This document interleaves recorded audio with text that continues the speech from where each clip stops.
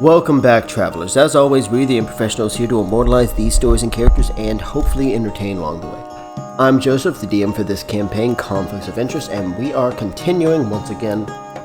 The Rogue Royals, after having faced off against a Barogura demon lord, made their way out of Rhine to stop a dragon. This did not go well, unfortunately, and one of the closest allies to the party, Vanessa, died sacrificing herself to save everyone else. After bunkering down with Dragon and his crew for a night, the Rogue Royals made their way towards the canyon between the Solar and Nido Kingdom. In the middle of that canyon, however, they were faced by what Kavan described best as the Sinister Six.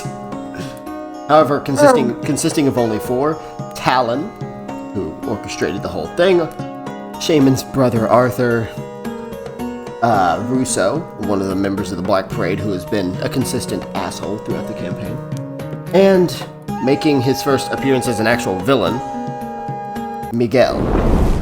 We now begin. We've been discussing, I allowed discussion of a plan, and obviously the characters have to kind of come together to figure it out. We went ahead and rolled initiative, and we are starting with Nura. Nura, currently Talon, is hidden within the smoke, and Russo as well has disappeared. The only characters you currently see are Miguel, who a long time ago fucked you over and had helped Talon target you, and Arthur, who is here to try and kill his sister for the betterment of her life. Unalive your sister, yes. I think I'm gonna help. Arthur realize his retirement plan. His retirement plan is to die. So I'm gonna target him. That's fair. Go right ahead. I'm gonna use my bonus action, since I'm raging, to give him 2d6 lightning damage. He has to roll a dex save. Dex save for Arthur. Fuck. So, Nora, you blast down lightning. Arthur sticks his sword up, and you see the lightning kind of hit it, and then he slams the sword to the ground, and you just watch it dissipate into the earth. Wait, you can't use physics? That's cheating.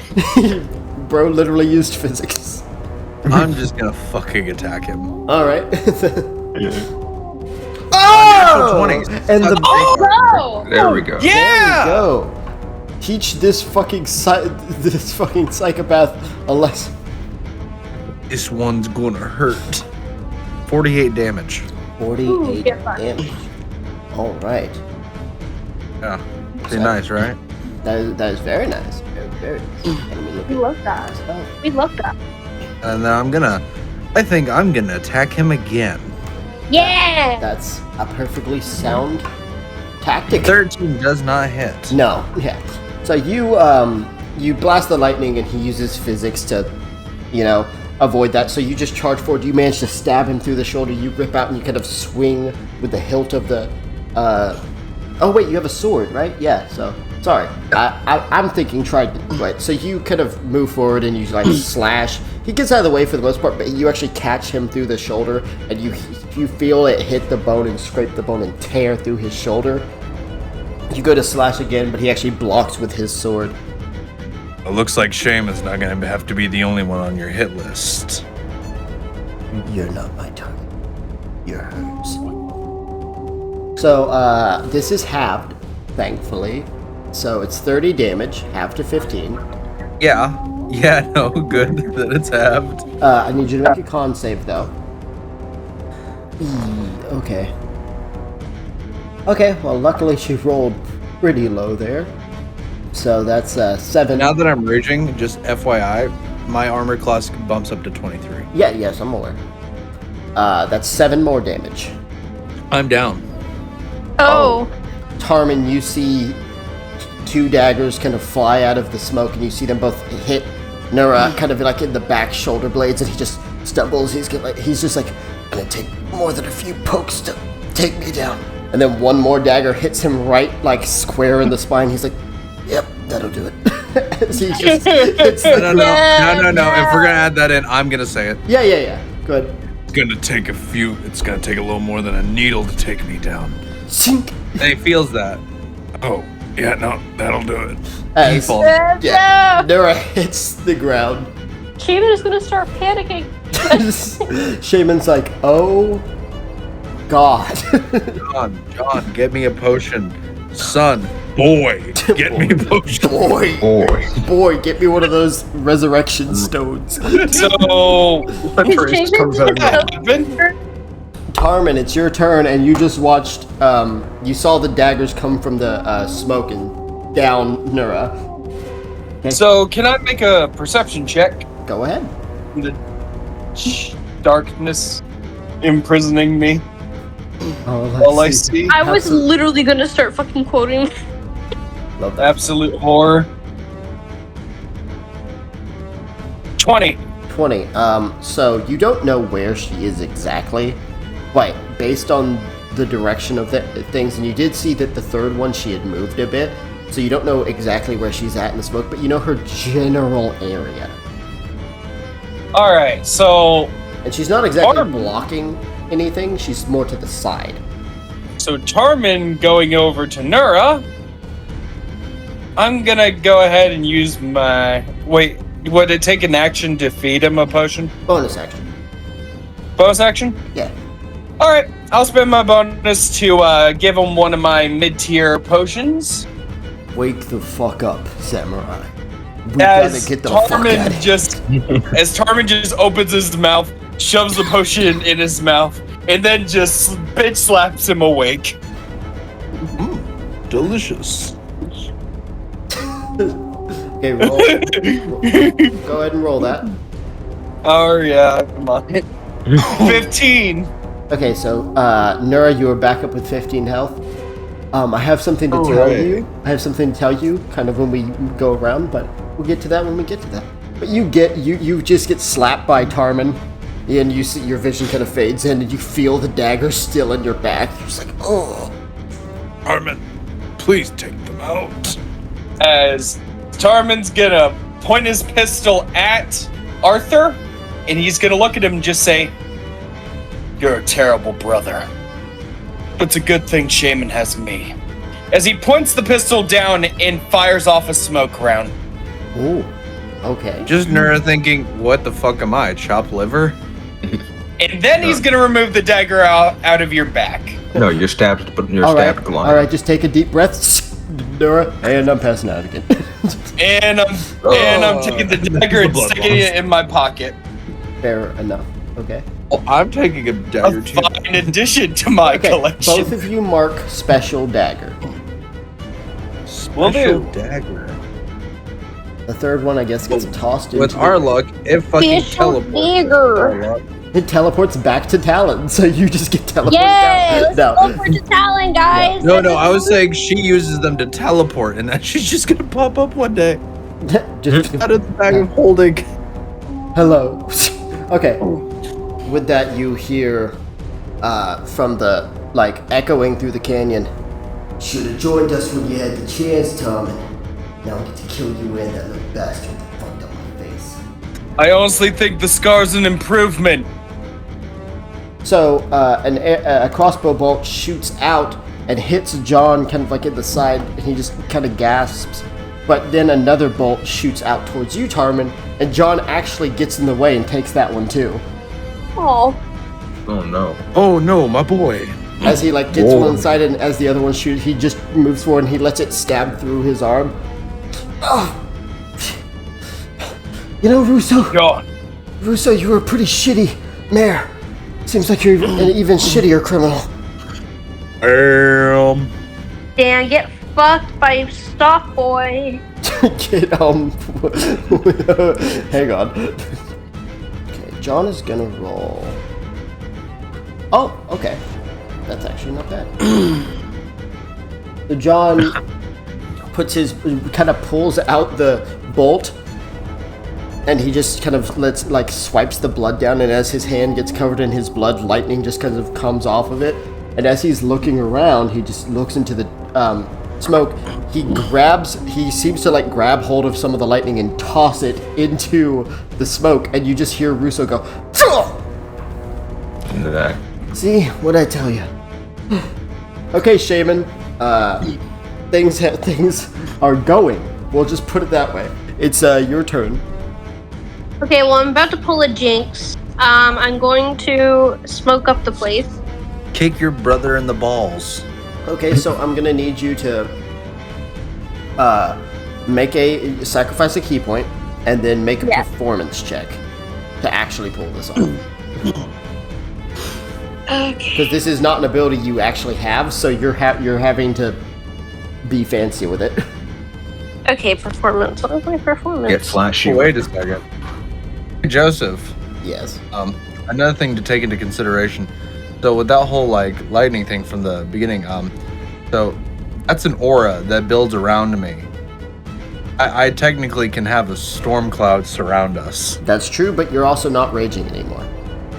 Oh yeah, I died. 11. Oh yeah. 11. Shaman, I'll get with an 11. It is above a 10. It would be a failure, but if you're willing to sacrifice another key point, I'll let it work. I'll do it. So you kind of get the fire started, and you're kind of having trouble controlling it. So you focus more of your energy, and you just kind of press it together, and then push it down, and just embers and smoke billow out in all directions. It is harder to breathe for sure, but it does work. And I'm gonna use a bonus action to dodge and a key point. Okay. Do you want to use your last action to maybe try and stealth? Yes, let me stealth. Bop. Oh, well, that's okay. It's a wop. As you kind of create the smoke bomb, you do realize something as you do it. It does, create smoke, but it also makes it harder for you to see in the moment. And you kind of hear footsteps, and with the canyon, the footsteps seem to be echoing a bit. Shaman, you start to feel nervous, and you hear, I have to admit, I'm surprised to find that you actually made it out alive after Cabal showed up. But you lost a friend back there, didn't you? Whose fault do you think that is? Okay, Jesus. He rolled. Why? He did roll pretty shit, but that's still 18 damage. I have 1 health. So, Shaman, as you hear him talking, it's echoing around you, but you manage to hear him, like his actual voice right behind you, and you dodge the first slash, but he just plunges the sword forward and stabs you kind of like right into your side, pulling the blade out. Okay. Kesh, it's your turn. You see everything's going on, and you just see Miguel with that kukri kind of spinning it around with that orange force energy kind of coming off of it as he just grins at you. Damn Sith Lord. So is the smoke like around us, or is it like? It's not around you yet. You and Miguel are like locked eyes right now. In that case, I'm going to roll. I'm gonna roll stealth and like melt into the smoke. Okay. I will say, you're rolling stealth. I will have one roll, and that'll be for everyone else, but I want you to roll second, and then when you're gonna take the lower, that'll be for Miguel, because he's like locked onto you. Okay, so You have disadvantage exclusively for him. okay, so I rolled this with disadvantage. Yes, but the disadvantage roll only counts towards him. Okay. So 19. That's 21. Okay, really not bad either way. So you kind of meld into the smoke. What do you want to do? Right now, I'm just trying to move past, sneak around him. Really trying to avoid a direct fight with him. Okay, so do you want to use your movement? I'll go ahead. If that's the case, I will go ahead and give him his check. I will use movement. Okay. Go ahead and give him his check. If he spots you, he will get opportunity attack. Okay. Okay, he actually did not see you yet. So, how much movement do you have? 40. Okay, so you can move 20 stealthing, to keep quiet, obviously. Mm-hmm. He's gonna make another perception check at the start of his turn, but he's gonna... So, cousin, how have you been since you turned your back on the Black Parade, and I beat you within an inch of your life? I'm sort of like in the smoke. I'm sort of gritting my teeth, but I'm still just trying to keep quiet, like knowing he's trying to get a response out of me. Oh. I think he spotted you. Yeah.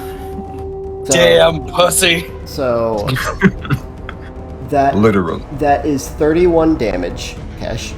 Okay. As you hear a leap, like you hear a boom, and you see a flash of orange, and you see him coming through the air in your direction, and you don't have time as he just collides his foot with your head, the side of your head, kicking you, knocking you down, and rolling himself. And he actually just kind of sits there with his kukri in hand and looks at you. And that same confidence he always has just oozing off of him as he just stares into your eyes. I found it, Kesh. I know where the headpiece is. You won't be able to stop me. And after I kill you, I'll be taking your bracer tool to complete the set. As long as you're Oh, still fuck! alive. Shit! What? No. The what? What? Oh no. He got a crit, didn't he? Your silence speaks volumes. 60 damage. Well, I'm down. I would like to take the hit. Well, actually, hang on. Because my maximum is... You can use Uncanny Dodge. Yeah, Let me use Uncanny Dodge. Okay, so Can I take the hit and Gotta- use Uncanny? you can't do both, I don't think, because it's a reaction.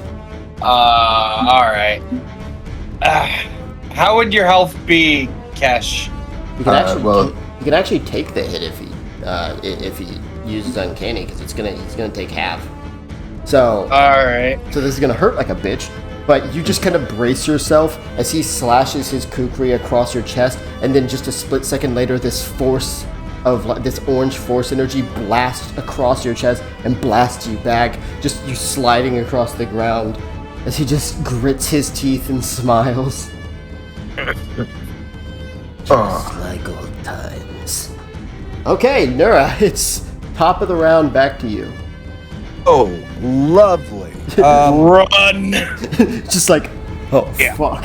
So what I'm gonna do, so no one is, well, except Talon, who's like hunting me from above, but that's not direct combat, is that? No, she's not directly combating you. Arthur is focused, obviously, on Shaman, so. Okay, perfect. So what I'm gonna do is I'm going to undoubtedly, without precaution and with due haste, lose my shit. The only way to live. Exactly. I'm going to rage. My tattoos glow, and instead of forming like above me, I have my storm cloud form around us. So furthering the deep black, kind of like smoky area, making it even harder for your enemies to actually see you. Now you do still have to roll stealth to actually be hidden, but they will have disadvantage. However, with stealth, you also can't move as fast. So if you just want to book it, you can use an action to double your. What is it? Can you use an action to double your speed? Like, hey, like dash. You can do that, right? Yeah, no, I can do that. So yeah, if you want to dash and just like smoke, okay, run. Yeah, no. So, I mean, can I grab everyone and still do that? You could try. Like, can I grab Tarman and? You could try to grab somebody. Do not grab me. You can grab one person without having like slowing yourself down. All right, cool. Then you know what I'm gonna do? I'm going to dash. I'm going to grab Shaman. Okay. You do be warned, if you run to grab someone from an enemy face to face with them, that enemy will have an opportunity attack. fair point. In that case, That means Kesh I know. and Shaman, they do have an enemy literally standing inches from them. So yeah, that's a fair point. I think I know how to make that better though. Alright. With my sword, I'm gonna use 2 charges, and I'm gonna thunderstep right next to Edward. I mean, not Edward. Sorry. I'm gonna thunderstep right next to Arthur's fucking ear. oh my god, Shaman is right next to him, so this has the potential to down her. Would you be willing to carry my unconscious body? He's I can carry your unconscious body. Okie dokie then. She's like, I'll take the explosion to my face for the team. It's better than my Alright. brothers. Honestly. So, I do exactly that. Okay, Thunder Step. Let me look at the save. Shaman, you actually do have a chance to make the save as well. Make a con save. Shaman, maybe you natural 20. Okay. Fuck you, You Arthur. did make it, but it'll take half damage, so. Please. Hey, Yeah, I'm the sorry. only thing that would have truly been bad here is if she rolled a natural 1. Because then she would have taken That's double a- damage. So that's a 3d10. Yeah, that. Please roll low. I know we want to hurt him, 12. but because he's taking 6 of that, so. But with how it is, you teleport yourself to an unoccupied space you can see within range, and a thunder's boom sounds. So in theory, this should deafen him. In theory, but he did succeed on the con save, so. It's true. But I will say that it Still does. straight in the ear, though. Come on. Hang on. I am going to say he gets blasted 10 feet back. Since you literally Perfect. teleported right next to him. So you do the thunder step and you teleport. Arthur gets pushed back. Shaman, you get blasted and you hit the ground. I'm not going to say you're unconscious, but you are on death save. But you're not unconscious, but you are super, like, out of it. Like, you hit the ground, you hit your head. It came out of nowhere. Your ears are ringing. Wait, she's on death saves? Yeah, she went down, dude.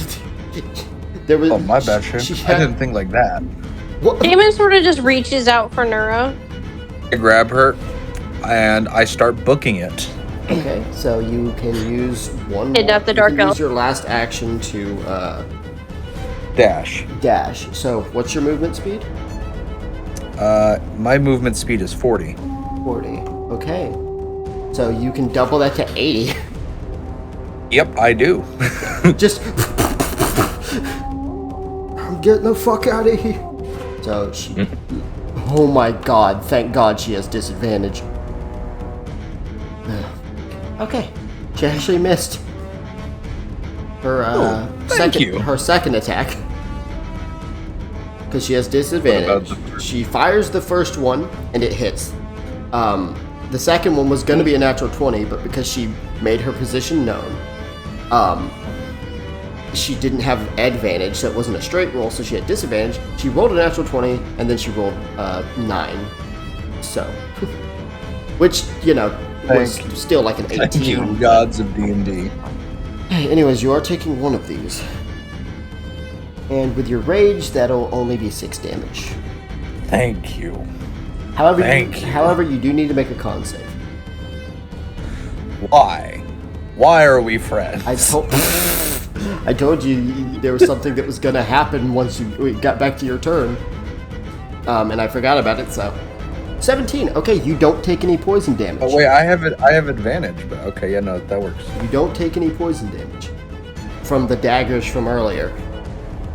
Amazing. Hint, hint. Oh, Anyways. cool. Adding that to notes. But as she fires the bolts, with the crossbow, she's just muttering to herself, "Not again." All right, that brings us to Tarmin. Tarmin, it's your turn. You heard a big boom, but it's getting kind of hard to see what's going on. You did see Nura run by with a very out of it shaman, though. Good. Tarmin rushes towards good old Miguel, activating his jacket and his tattoo, as I would like to use my bonus to go ahead and slam my fist into the right side of his face. So since this is a strength check, Oh, you're doing like a contested strength check thing? Yeah, Oh, okay. 21. So, I'm gonna let you know something about Miguel.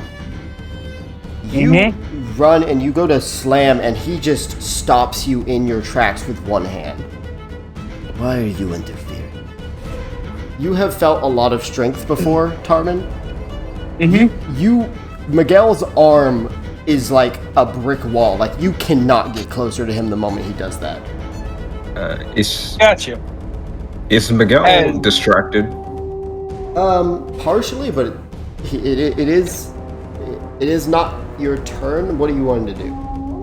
Oh, no, I want to see if he's like distracted enough for an opportunity attack. Well, he hasn't moved yet. Okay. I wouldn't say he's that distracted, but go ahead, Tommy. But he has me by the hand, right? Yes. Other hand, using my cutlass. Yep. Stab. I count one. 22. No. You do hit. And that's going right for the face. 31 damage. Okay, so he is going to use one of his abilities to half that. And after hitting him, I will run, grab Kesh, and dash for the last action. Okay. So you kind of stab at his face, you slash him across his cheek, you pull and you grab Kesh and you start moving. And with my good old haste, speed is doubled, so from 30 to 60, and with dash, 60 to 120. Yes, very good. You're sprinting for it. Tarman, you take 23 damage. Can I use my dodge? Yeah, you can use your reaction.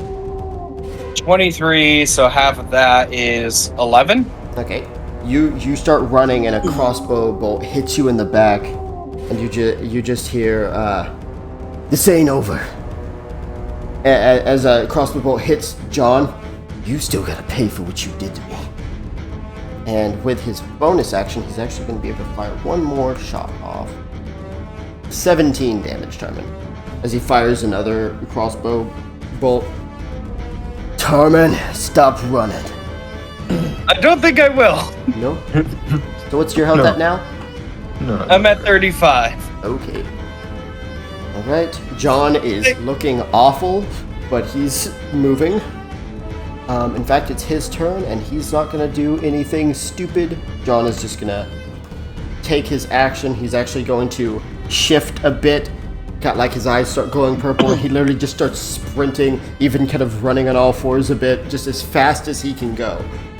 That brings us to Shaman. You're unconscious, so... But being carried. Oh boy, yes. Yes. But Shaman, you hear, as he's not actually chasing right now, he's just watching, but you hear, "You're a curse, Shaman. All of this suffering that's happening around you, all of this death, is because of you. Because of the blood that's flowing through your veins. Just give up. It's the only way. If you don't want those closest to you to keep on suffering, then you need to stop breathing. There's no other choice!" Kesh, it's your turn. You're currently being carried by Tarman, but you do see Miguel following. I'll put it that way. Oh, he's just straight up running.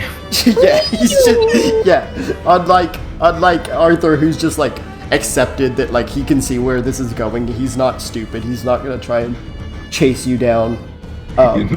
Miguel is just like, get back here. Get your head back here, boy. Get your ass back here. Is there any sort of like? Do I see any sort of like loose rocks or anything? Like on the sides of the game. Roll perception. 15. 15. As you're looking up, there is like smoke and stuff, but you do see, like growing out of one of the walls, you see like a tree branch kind of growing out of the side, like one of the wall sides. All right. I'm gonna take I'm gonna summon my bow, and I'm going to aim and take a shot to try and get that tree branch to fall in between us. 25. 25. Yeah. You hit that perfectly. Yeah, go Wait, ahead. how does this work though? Magic. Because your bow is psychic. Well, it still does damage. Okay, Damn it, You know, it's just- you kind of focus in on more of like the power of it. So you fire, and it hits, and you actually see just kind of like it unravel some of the like roots of the tree. Like it actually forces them to let go, and it falls. It doesn't like break; it just disconnects. Okay, it's actually going to fall towards him, so he is going to make Dex check. Not great. Oh man. So here's a fun thing about Miguel. He rolled, Yeah, I've noticed every time you say that, it's something bad happens. he rolled a 19, which is a crit for him. Oh. As he looks up and he sees the tree, he jumps and slices it in half, and like pushes off of the two pieces to get like shoot himself forward towards you. Some old bullshit. As he's just going to like kind of yell out as he's chasing, "Get back here! You cannot run forever, cousin. Even if you survive this, once I have the headpiece, I'll kill you and everyone you care about." So Tarman, I'm gonna give you an option here. Drop cash. I like options. You can try and make a dex check to avoid this. If you fail, both you and Kesh are gonna get knocked like separate and down. Both of you will take the damage. Or, Tarman, you can take the damage of this attack and hope that it doesn't down you. So I can make a dex check to see if both me and him don't take this damage. And if you fail, both of you are going to take it and both get kind of like separated from each other, like blasted away from each other. Or you could take the damage and hope that it doesn't down you. Kesh will take no damage from this. Let me just think real quick. They're both risky, but I'll take the hit. Okay? I love you, Cash. I love you. I love you, bitch. I love Oh. you, I'm bitch. never gonna stop loving you. Oh my god. Oh no. 34 damage. Jeez. I'm at 1!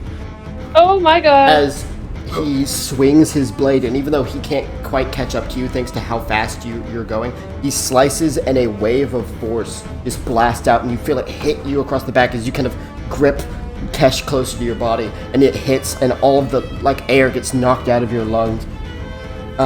Miguel is going to try and already used one of his other actions to dash, so he's literally on all fours, just like Jeez. after you, but because you dashed with haste, that he just can't quite catch you.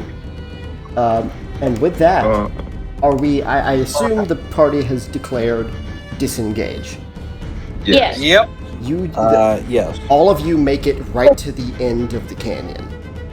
So you guys are out of the canyon, but you can see Russo as the smoke is clearing up. He's kind of charging forward, loading his crossbow.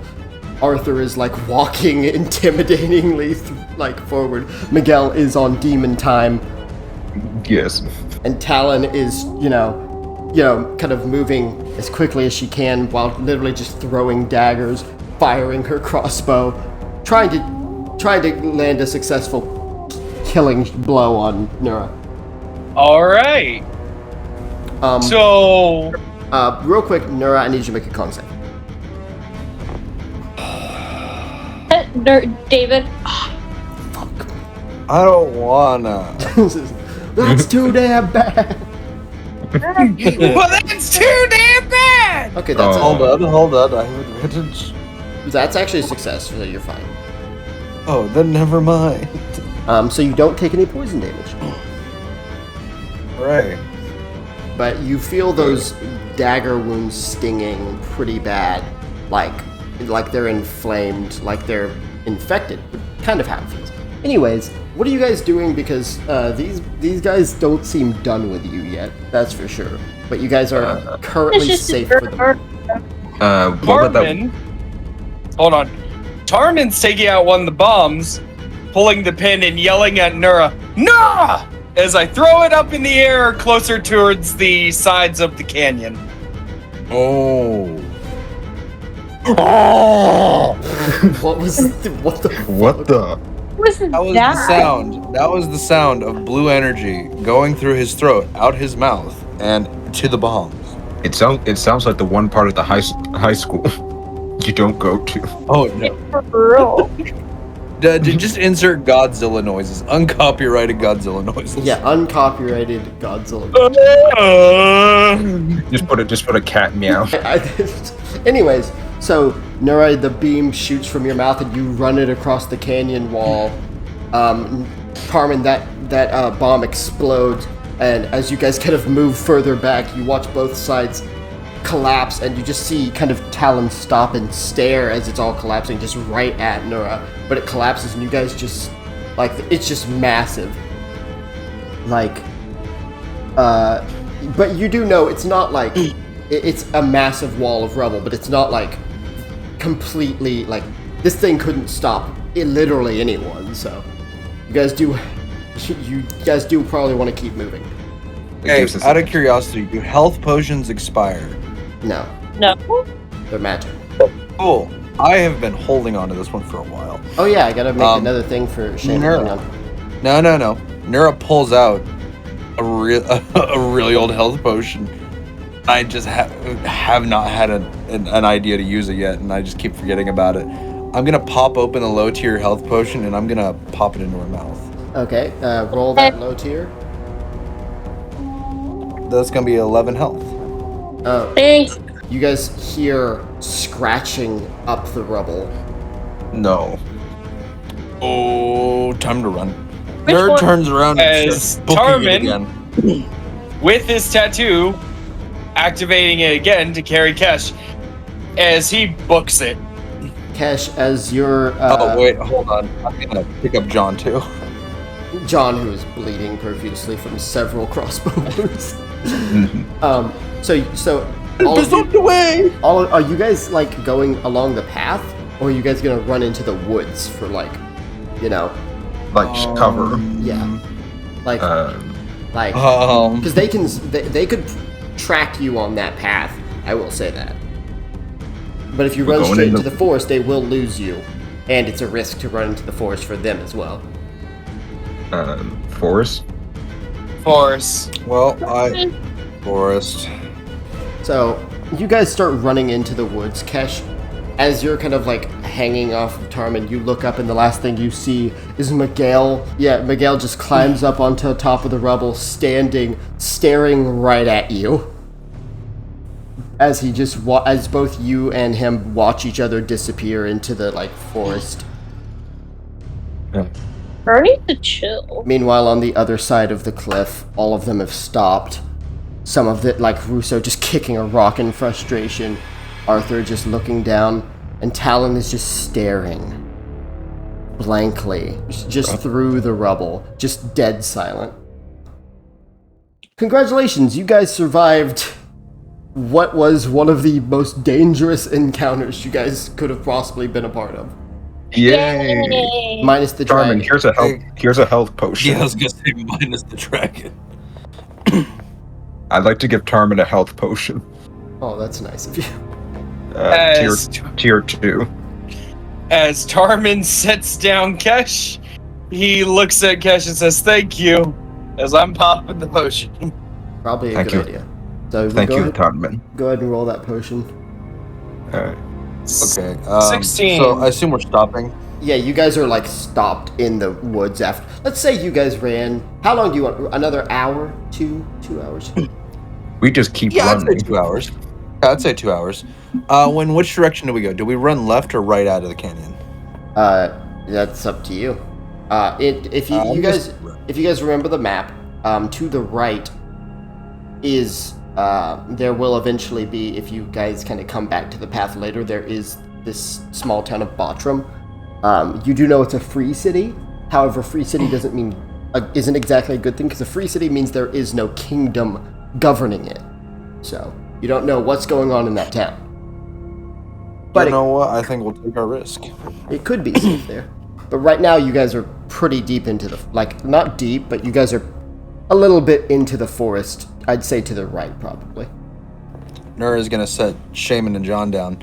I would actually like to roll medicine in an attempt to help John out. Oh, that's kind of you. Go right on Dude. ahead. Okay, Nura. 20 total. You actually kind of sit John down and you very carefully break the bolts, remove them very carefully, you know, like immediately put pressure on the wound. I'm going to say you actually have to like remove his armor, and you take the time wrapping him up. You're really taking care of him. So while you're doing that, the other three are just kind of sitting there taking a breath, because you guys have literally been sprinting basically, except for Shaman and Cash. All right, you're gonna feel a little sting here. God, that's not a little. While Nura is taking care of John, like I said, Cash, Shaman, Tarman, you guys are sitting, just catching your breath, basically. Tarman, you're good? Yeah, I'm fine. You know, when you talked about your cousin, I was expecting another stealthy boy. No. I could tell he's strong. David is just shaking in the corner. As Tarman's gonna walk over. As Tarman's gonna hold her close. She's just gonna rest her head on him. You're okay, Shaman. You're alright. He scares me. Which one? Do you know how little that narrows? The only one that removes from the equation is Talon, because she's a Talon. woman. Tarman's gonna look at Shaman as he's gonna ask a very specific question. Shaman, Yeah? if he scares you this much, are you sure that he's able to be saved? I don't know. I really don't. But he's very mentally ill. It doesn't seem like he wants to listen. I don't think he does either. Hey, Nura, make a con save. God damn it! Fuck you. You give this man more cons than the Mongol Empire. For real, like, 17. You feel that after the 2 hours of traveling, that burning pain subsides. The poison is gone through your system, and it's finally cleared up. Oh. Okay, that's not as bad as I thought you were about to do. Well, that's what that. If you had failed that save, you would have taken poison damage, and it would have continued. She stuck you with 3 poison daggers. That shit took a while to go away. Yeah, I'll be honest, she was hoping if you escaped, she'd eventually just find your dead body laying somewhere, but... It's like, damn, he has Medicaid. Damn it. Damn. Obamacare. I'm just kidding. damn. John kind of sits up after, like, 45 minutes of, medicinal recovery, as he just groans. That guy really holds a grudge, huh? Which one? All of them? All of them? I was talking about Russo. He's a bitch. Agreed. He's so fucking petty. So who I both is? know him. So who's Russo? Yeah. I know Russo from good old Ecole. Russo is a member of the Black Parade. I know him. Oh yeah, wait a second, Kesh, you know who Russo is. Oh wait, right. Yeah, you know Russo. Russo has been a member of the Black Parade for years. Like he's pretty much he's one of the few people you know have actually talked to the leader of the Black Parade face to face multiple times. You've been in the so there's a casino called the Black Box Casino. You know about this. It's kind of like a base of operations, but no one knows the actual location. You don't know how to get there, but you know I've heard of it. Yeah, you've heard of it, but you know that like every time you've worked with Russo, and you see he's like just come back from the Black Parade, from the Black Box Casino. He seemed very perturbed, like very uncomfortable. But he brushed it off pretty quickly. He's a shit talker. He's prominent amongst the Black Parade because he's been around for a long time. But he's a bit he wears breeches that are a bit too big for him, if you know what I mean. Like he's definitely dangerous, but he's not as bad as he thinks he is, Miguel is a lower rank, but Miguel is a much bigger threat. Miguel's an actual monster. Yeah. Yeah. Right. A year ago, roughly, more like a year and a half, Russo was the mayor of Crystal Elm, but he was using it as a front for one of the Black Parade's other groups. They're called the Redwater Guild, drug guild. He was using it as a front, as a secondary base of operations for them. I found out about it, kind of made the persona of the Mask of Elm, and threw him through a window. How did he know it was you, though? Because since I joined you guys, everyone knows who the Mask of Elm is. Oh, makes sense. Plus, he saw me back in Ecol. If it wasn't for Tack, he probably would have killed me. So, guys, where are we going? Are we just, I don't know. Are we just gonna book it through the woods, hope they don't catch up to us? We need to find somewhere. Tarmin looks at the map. Yes, Tarmin, you look at the map and you do know, not far from where you guys probably are. To be fair, you guys get very easily lost at this point. But if you backtrack or try to, you could probably find the free city of Bottram. Again, a free city means there's no governing power, so that city is, internally governed. So you don't know what to expect if you go there. But Well, if we backtrack a bit, we can make it to the city of Bottram. We don't really know what to expect there, do we? No, but it's our best bet right now. You don't think they would go there, right? No. I feel like at all they'd probably avoid any general civilization. Bottram might be willing to hide us too. Then again, who knows? The Black Parade could be running things from there. But we have no idea. It's a risk we're going to have to take. Yeah. Bottram was actually one of the cities that the Blackheart Kingdom was pretty much screwing over. During the winter, they made an agreement that they would give them protection since they didn't have a king in exchange for resources. One of the main resources they kept taking was wood. You'd think that wouldn't be an issue, considering they're surrounded by a forest, but they actually kept the city from using any. A lot of civilians died of frostbite and froze to death during that winter. Died of sickness. That's messed up. Yeah. That's one of the reasons I tried to kill the queen. And that's when I met Talon. And him. Well, if we're going to head to Bottram, are we gonna go now or are we gonna rest? We're in the woods. This is a risk. We're already hurt as it is. Yeah. We need to get to Bottram. Agreed. Alright. Let's get going. You guys are making your way towards where you hope Bottram is. Who here has the best survival? Probably not me. Maybe Tarmin. Let me see. Possibly Nura. What's y'all's? +8. 8. 4. 7. So me and Shaman. Go ahead, both of you roll survival. Okay. 18. 20 and an 18.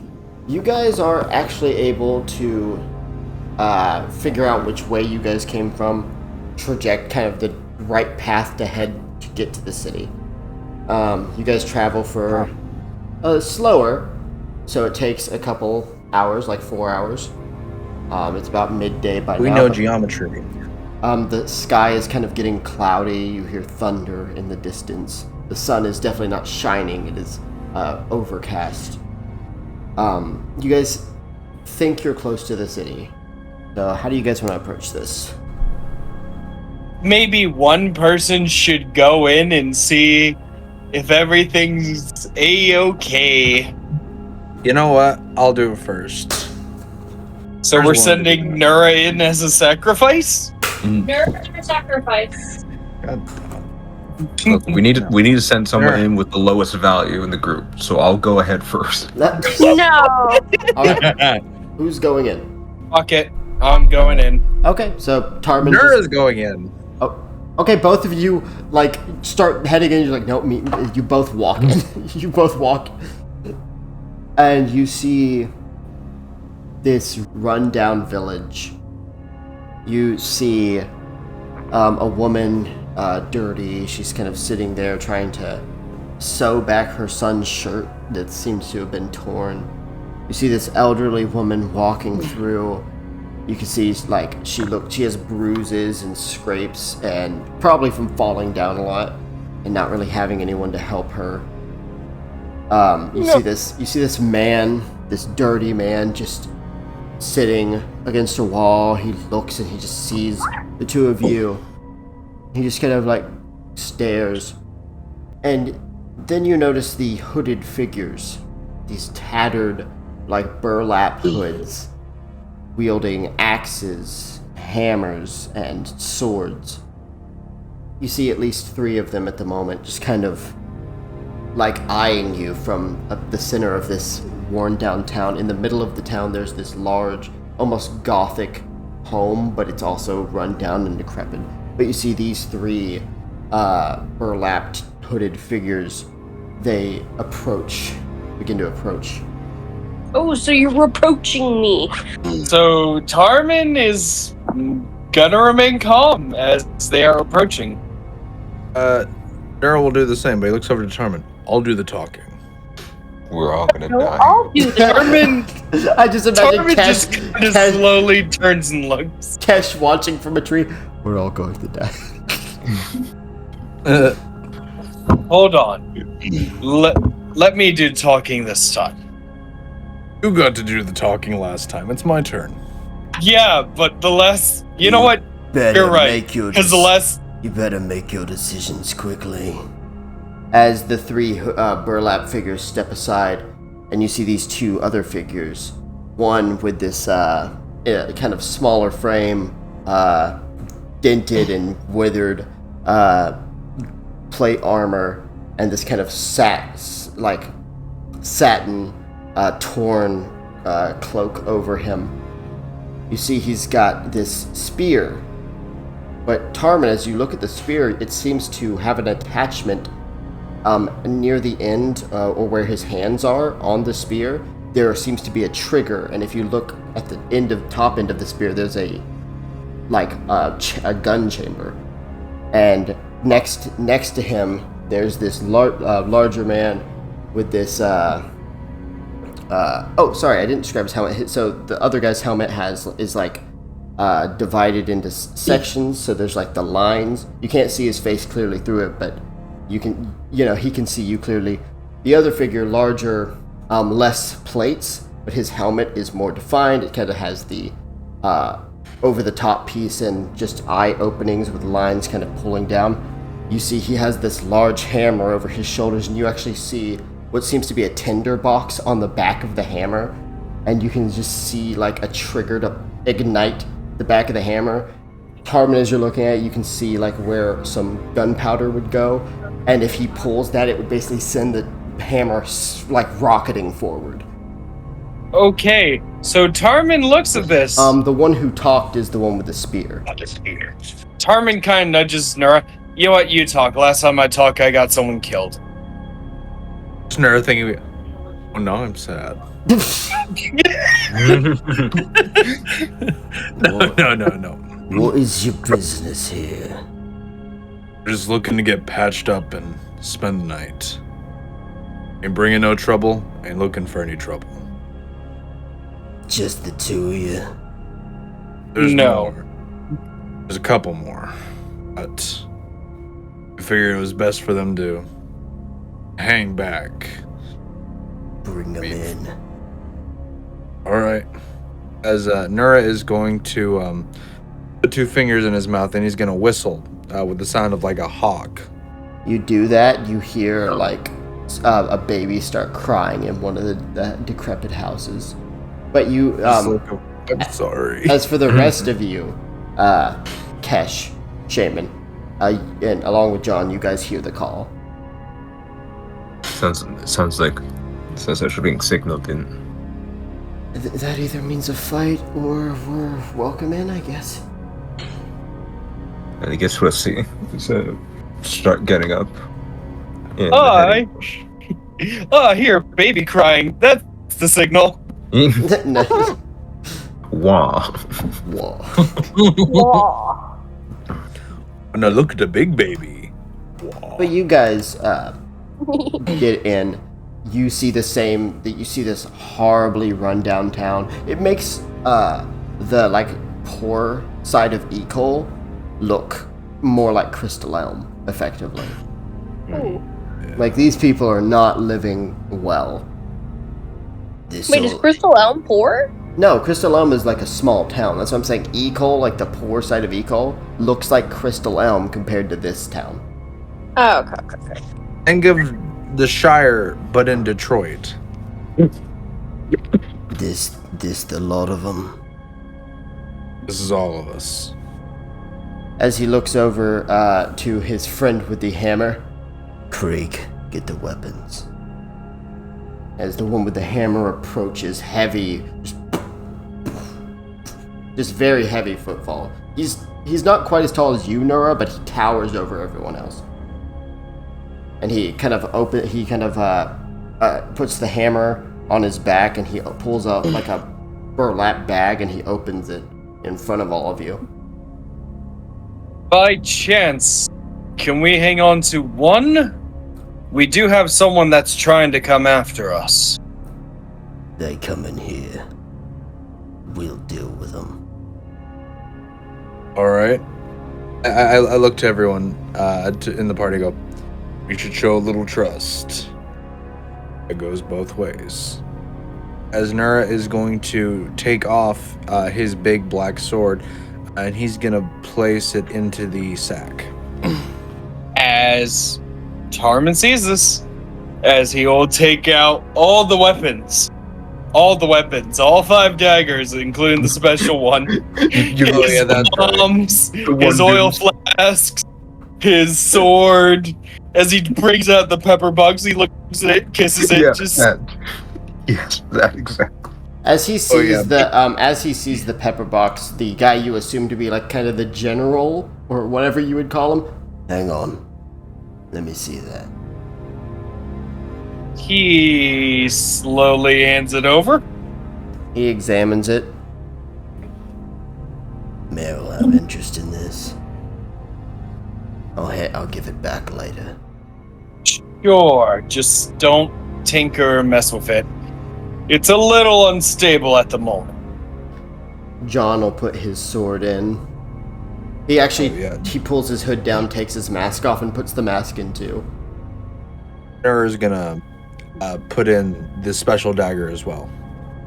As looking at John with his mask off.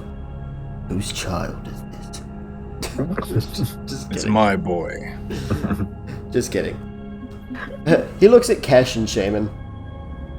They can't remove their hands. Hi. It's like, I am a weapon, I'll just put myself in the... You got gauntlets on. Oh, no. As he's looking Cat. at Shaman. That's out of the bag. They're decorative gauntlets. Yeah, I'm not stupid, lass. Give him over. She takes them off. The claws. As he points Kesh to your poison tipped, poison-laced metal glove. Wait, the poison's part of the glove? Yeah, it's inside of like the tips, basically. Oh, okay. You've never used So it, you but get you do the have tip. it. Yeah. I will So you remove. I will remove the poison gloves. And We put only them have in the one, but yeah. But he'll take. It's part of the. You have one glove, and then on the other hand, you don't have a glove, but you have your bracer. So he'll take the glove and he'll put it in. What's that jewelry on your wrist do? decorative from my homeland. You want to roll deception? Yep, Okay, roll deception. 23. Okay, yeah. He looks at it. Not really my style. As he closes the bag up, the other guy closes the bag up and he hands it to him. Alright, follow me. Krieg, you keep an eye on things. As the one with the hammer, you now know to be Krieg, sort of nods, and he kind of begins to patrol the other hooded figures going back to their business. Nur's gonna walk next to this, what I assume is gonna be like the captain of the guard or whatever. Yeah. So that's Krieg. Who are you? They call me Havoc. Nura, that's Tarman, Jamin, Kesh, and John. I don't care about your names. You're gonna tell those to the mayor. Just in Nura's mind, alright, noted. There's a mayor. Okay, they do have some civilization. As they approaching the large building in the middle, opens the door and you see people eating from like soup bowls. As you see a bunch of what seem to be servants, making food, and you see kind of sitting on this old. It's kind of like one of those really nice chairs that people would have in their like more fancier houses, but it's like worn down, like it was left in the gutter. But this woman, this elven woman with bleach white skin, bleach white hair and eyes, her hair kind of done into a messy bun, and eyes that are like this pinkish red. Havoc, who do you bring into my home? Lady Asira. Just some outsiders looking for a place to rest and someone to patch them up. Alongside this elven woman, she's wearing like with her pale white hair, bleach white hair and skin, and the reddish, pinkish eyes. She's also wearing this. It's dingy and dirty, but it's this white gown with this kind of red jewel in the middle. It's actually the nicest thing you've seen in this town. Despite being dirty, it's actually still pretty well kept. It's still very, very much white. But standing alongside her, you see one hooded man, no mask or anything, and you can see that he's got this gauntlet attached to him, and it has a blade kind of inside of it. And you can see a trigger on his fist, to where if he were to punch, the blade would get shot out into whoever he punched. But then to the right, with a hood and mask, this other hooded figure with a blade, like a sword, and you see at the hilt of the sword, you see a trigger and a gun barrel. As John just looks over, that weapon is awesome. You may leave, Havoc. I believe I can deal with you. As you wish, Lady Asira. As he steps out. Did he leave our weapons there in the bag or something? Oh no, he carries. Oh wait, thanks for reminding me. He goes to. He's holding on to those, but he stops. Oh, that's right. As he points at Tarman. This one had one of these. As he holds up your gun. Most interesting. You may go. As he places the gun in the bag and heads out. If you need your items, you can get them from him when you leave. I am Faye Asira, the last of the Asira bloodline, mayor of this fallen city. Why come to a place like this for shelter and healing. Because we have nowhere else to turn to. And who are you? My name is Nura. I'm of the clan Storm Herald. A storm herald? I should have known from the marking. The last of your kind as well. Yes, your mayorship. And the others? Address yourselves, please. I am Tarman. You probably have heard of my nickname or title, the Rat of Ecole or Hero of Ecole. I have not. Not much news comes through here. Then the Rogue Royals, maybe? Never heard of them. John. A pleasure. As he looks at Shaman and Kesh, waiting for them as well. I am Kesh Forrester. My name is Shaman Thera. The Farah family. What brings you here? I promise you I'm not evil. We were being hunted by an assassin known as Talon. That is why you come. PUM? He believes Jesus Christ. one of the places in this kingdom houses the individual who hired Talon to kill me. And by killing them, will end her contract. I know no such individual.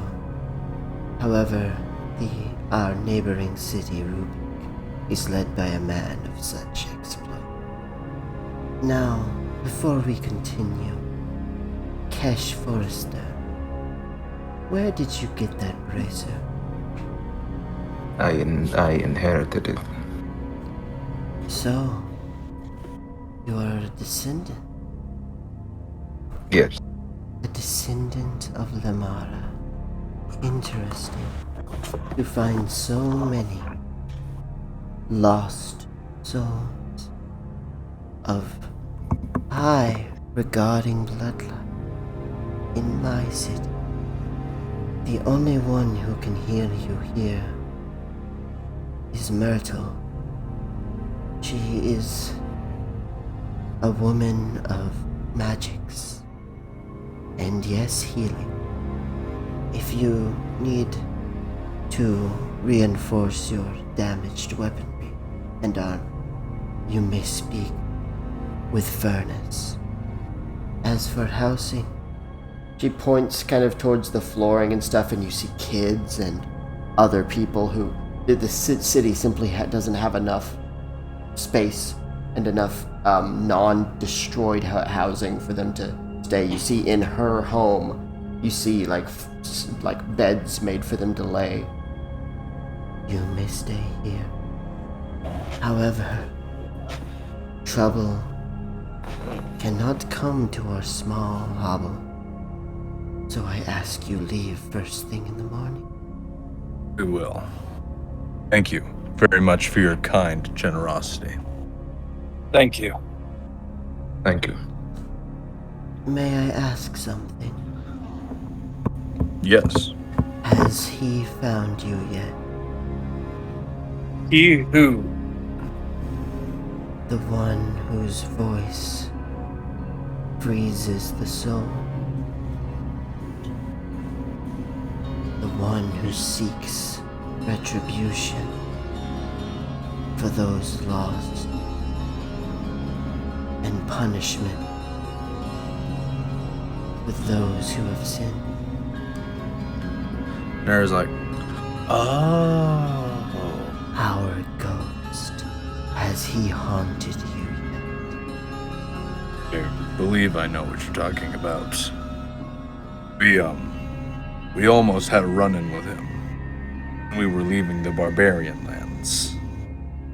But we did not engage him. Perhaps he waits for the right opportunity to speak with you.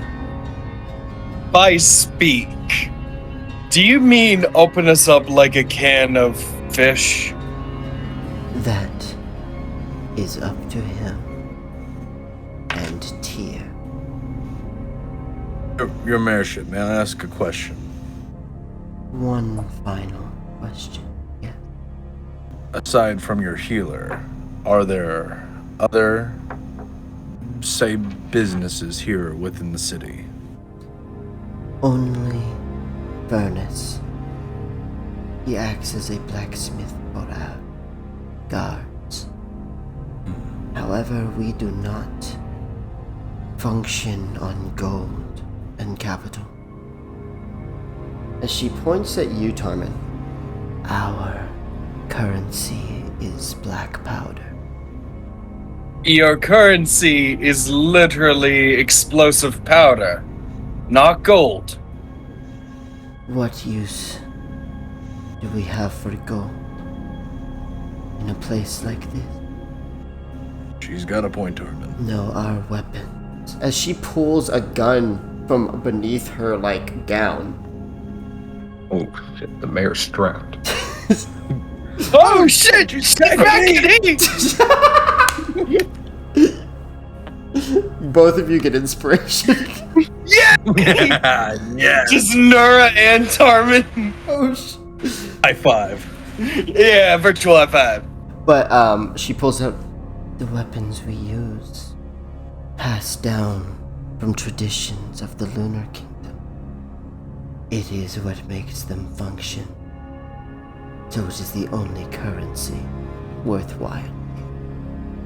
Now, hypothetically, is there a way to transfer stuff into black powder? Because I'm only limited to the bullets I have at the moment. Unfortunately not, but if you can make your gun function, then you must have some black powder. Harmon will check his bag for how much he has left. You have, I'd say, not a substantial amount, but enough to get you by for the foreseeable future. And you probably could, you could probably lose a few bags of it. We'll stop by Crystal Elm again. I can visit the Tinker Shop. If I need to trade some stuff in, I do have some ideas. Oh, all right then. Please. Yeah. Do what you need to in the city, and then come to rest. Come morning, we will bid you farewell. Yes. Your mayorship. I look to the group. All right. Let's go to the healer. All of you kind of hobbling towards the only tent that there's a tent with this red fabric kind of outstretching over it, and you can smell alchemical magics coming from it. Nura is gonna walk over to the tent and go, Erdl? You, the fabric pulls itself open, and you hear the sound of rattlesnake tails just kind of echo through this room. You do not see the snakes, but you hear this sound, and you hear this very light humming coming from all directions as you see this woman in red, tattered fabric facing away as she's just churning something in a large cauldron. Are you the healer? As she stops, you see her long, dirty nails unwrap from the stick she was using to churn. As she turns, and you see a mask, detailless, except stitches throughout, as you see that other than the flat surface and a single eye hole and stitches, there is no other detail, but you see that the mask is made of skin. That is creepy as shit. But she turns and she slowly, methodically walks forward. Just her body seems to almost lurch with each step, like she's trying to control her own body like a marionette. But she approaches and she looks at you, Nura, and she kind of reaches her long, gangly fingers around, and you feel her rub around the edge of one of the dagger wounds. As she reaches below and pulls out what appears to be some sort of leaf, and on the leaf there's this white substance that she rubs onto her. It's cocaine. No, it's more like a cream, but like Vaseline almost. Oh, toothpaste. But she rubs it onto her finger, and she goes around you, and she kind of pushes it into the wound, and just rubs it in, and she does this for all 3 of those wounds. And as she's doing this, she pulls out a bag, and she grabs a handful of this this red powder, and throws it in your face. And What was the red powder for? Nura, you just start to see things. You just, like, the room is shifting and waning. And you hear lightning crackling, and as the lightning crackles, you just see this chamber. And this man, this warrior on his knees, and this demon with a trident pierced through its chest. You see all of this, and in a moment, it feels like you stare at this for hours, but then at the same time, it's just a split second before you come to. Tarvin, she's already rubbed some of the same things into your wounds, kind of wrapped your injuries in these kind of long, almost seaweed-like leaves. And she does the same to pretty much all of you. But as she's kind of examining all of you, she just kind of scratches at her, like at her quote-unquote desk, just scratches at it with her nails, kind of scratching into it, even though her nails are chipping. You actually see some blood coming off of her fingers as she does this. And in the scrapes and blood, you see that she scratched no mercy. Metal. And Kesh takes God damn it. Kesh takes some of that red powder and throws it in your face. And your vision seems to blur until you see a chapel in the middle of a forest. And you hear a laughter just as a silhouetted tabaxi figure with a crown on his head, this glowing symbol on his forehead, as he reaches up, and you just see trees being ripped from the ground as another set of arms come from behind him, powerful, as he yells, and a beam of just force just blasts out as you kind of come to. Sort of breathing a little heavily, sort of looking around and just seeing it. Shaman, as you ask if he's okay, this red powder is thrown into your face by this woman. Think fast, chuckle nuts. Ow! Fucking asshole. As everything begins to blur, and then everything ignites into blue flame and burns away. As you're standing in what seems to have once been a forest, but now is just embers in all directions. And you see a single figure walking towards you in the distance, dragging your father. And I mean Afara. Oh, you should... Wait. Which father? Your, Afara. Oh, you shouldn't have done that. Just dragging him, throwing him to the ground. He's alive, but he's injured. And you see a dragon, silhouetted, no detail, land and tossed to the ground, an injured, damaged John. As you see this silhouette with blue flames approaching you, you just hear, "Is mercy worth the cost?" As it you're kind of pushed out of this. Shaman just looks at her hands and she's just sort of shaking. The fuck did you do, lady? She just rubs her long, dirty fingers across your cheek. As John's like, Hey, don't, as she just throws the red powder in his face. Goddamn, we just all getting drugged. And she looks to Tarman, and she just shakes her head. Well, damn. No drugs for you, bro. You already got trauma. You don't get the powder. As she points at the wall, and you see that she points at this blank spot on the wall, and she starts scratching at it with her other hand until you just see a smile, jagged teeth, and these dots. As she just digs her nails into specific spots, you just see these dots for her eyes. And she hands you an herb. And she kind of signals like to inhale, and then points at the wall. I will inhale. You inhale, and as you look at the wall, everything just kind of fades into blackness except for this scratched face that begins to move. And a body kind of forms around it, putting its hands together at a desk.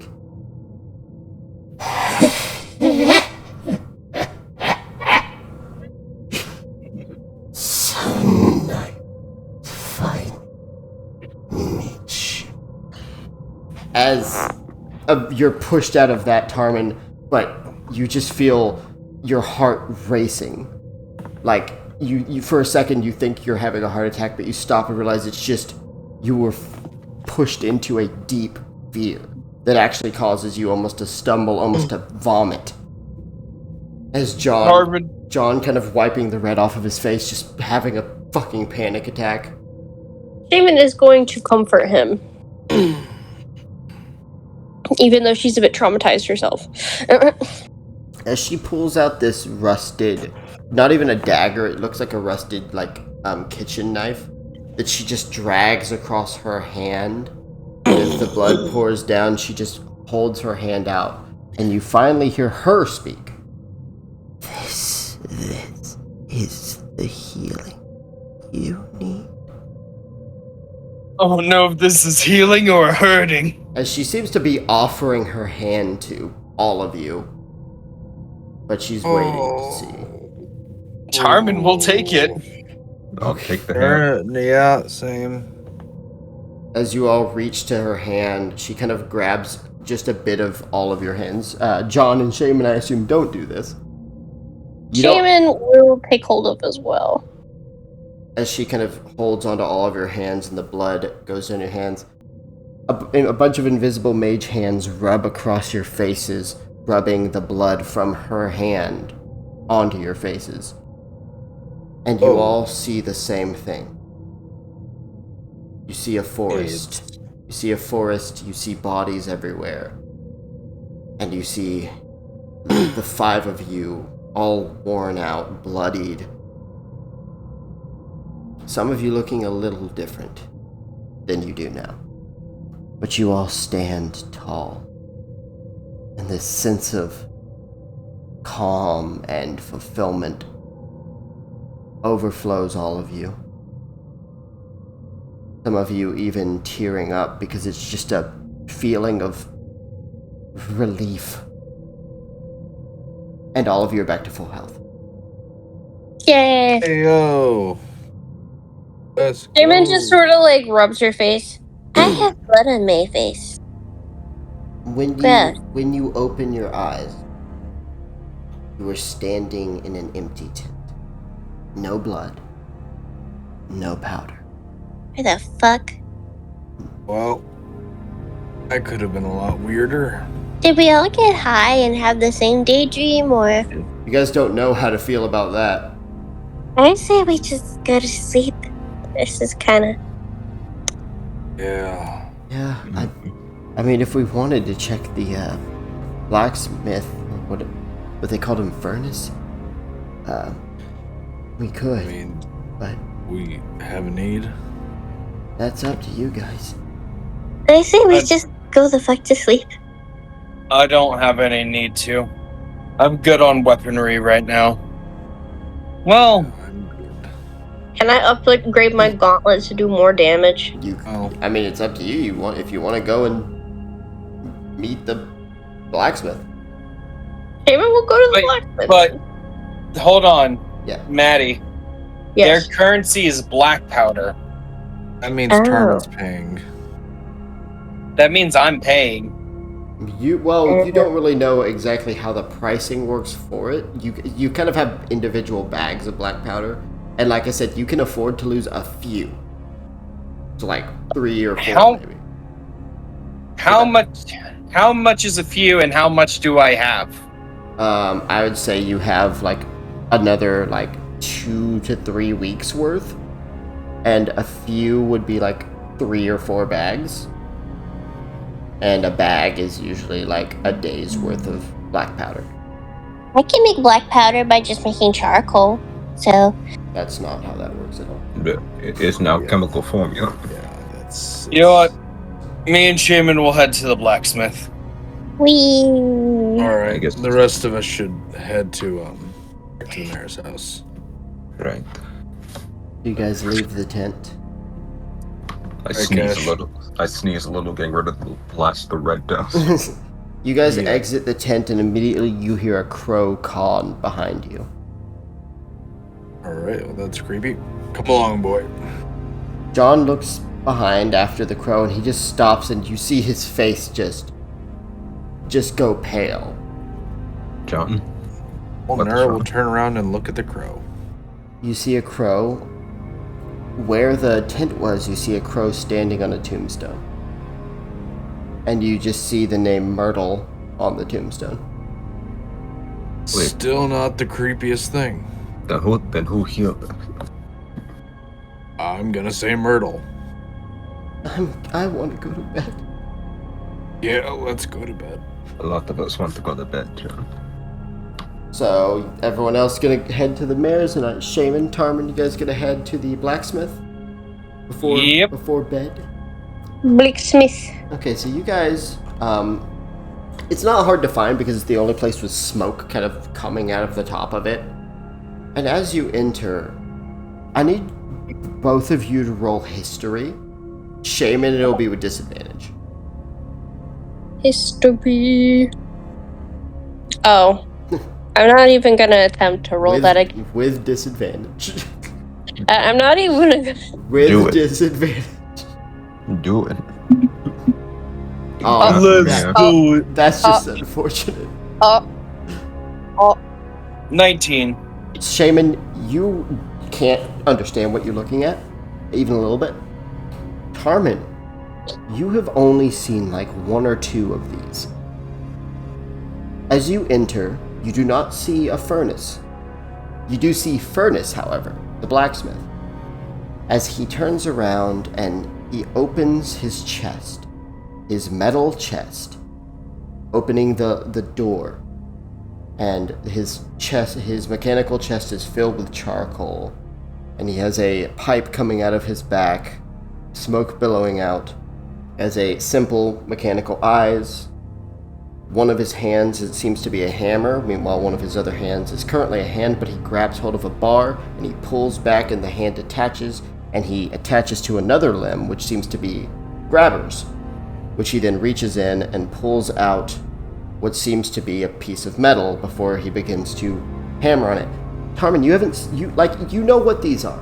They're very, very rare, at least in this general area. That is a Warforged. You didn't think you were going to see one of these on this continent.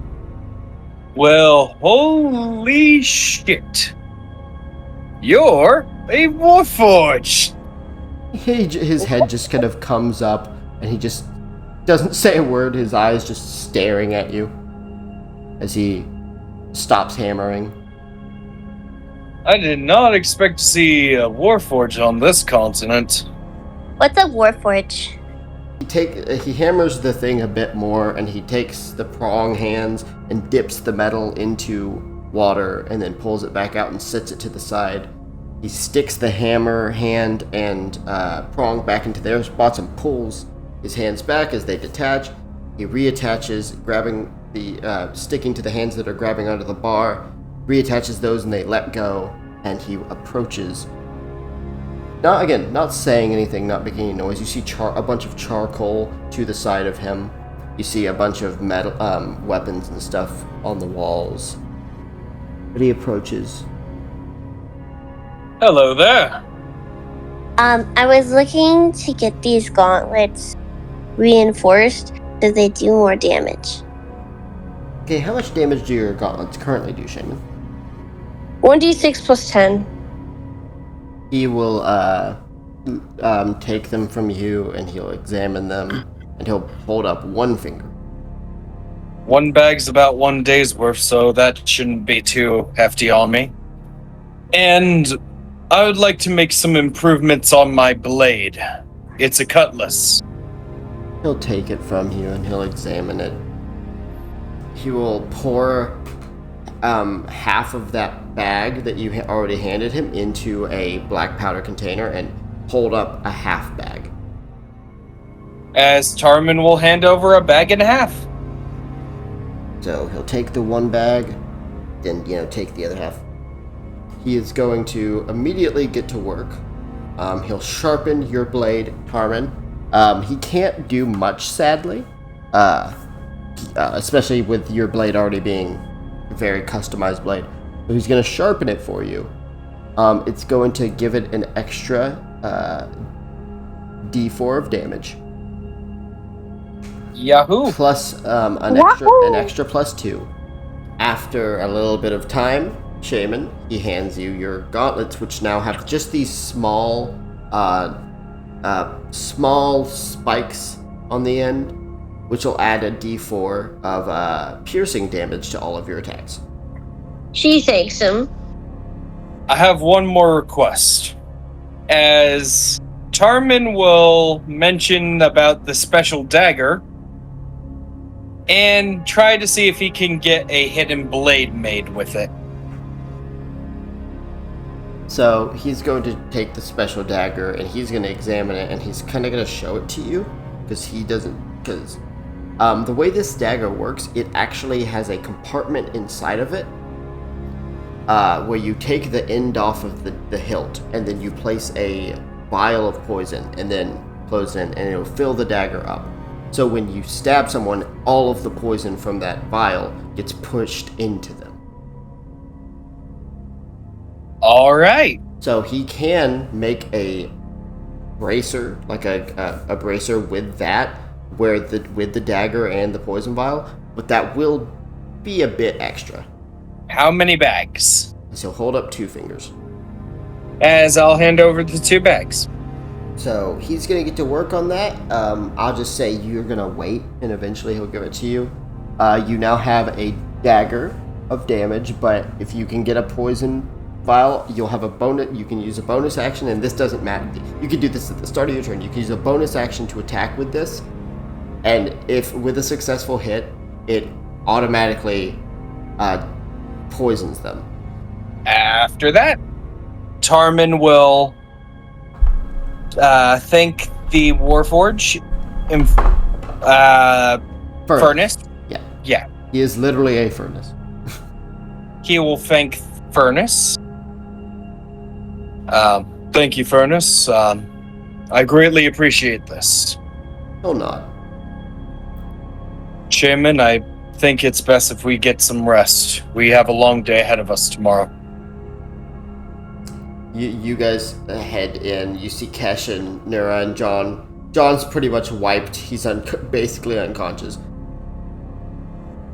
And before we end tonight's session, I want to do a quick little scene. Somewhere else, it's probably a safe house or something similar. Talon is sitting in a chair, just silent, as Russo is in the background just going on, just pissed off. How exactly did you manage to kill the Queen of the Blackheart Kingdom single-handedly before starting your career as an assassin, but you can't take out one fucking Goliath now? Hey, Talon, are you listening to me? And she just kind of pulls out a dagger and throws it at the wall next to him. And she just looks at it, then looks at her. Whatever. Arthur, just kind of thinking. She got away. If she would just listen, she would understand that I'm right. But it doesn't matter. Know that soon enough, she'll be coming right to me on her own feet. As he actually gets up and he starts making his way out. Hey, Drogshaw, where the nine hells are you going? Probably off to do something more important. He's right, none of this matters.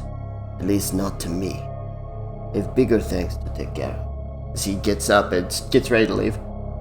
Bigger things to take care of. And what exactly do you mean by that? Miguel stops at the door and just looks. I'm going to fulfill my destiny. As he heads out, Russo just grabs his things, just grumbling to himself, and he looks at Talon, who's just still sitting in the chair looking away. You know, Talon, when Ronan finds out that you still haven't managed to kill the Storm Herald, he's gonna take your fucking head. As Russo heads out, Talon just exhales. She gets up, grabs the chair and flings it at the wall as it just breaks into pieces. She just kind of falls down to her knees, grabs hold of her mask, pulls it off, looks at it as she sits it on the floor and just kind of rubs her face, sitting in silence in her emotions and bruised ego. And that's where we're going to end tonight's session. I'm just saying, like, Miguel is like, destiny is whatever you want to make it. Like, you don't got to follow the path you set. You can follow any other path. Literally, any other path. This has been a very fun session. I had a lot of fun anyways. I hope you guys had fun. I hope anyone listening enjoyed as well, and we'll see you guys for the next session. Bye-bye. Bye. Stay adventurous.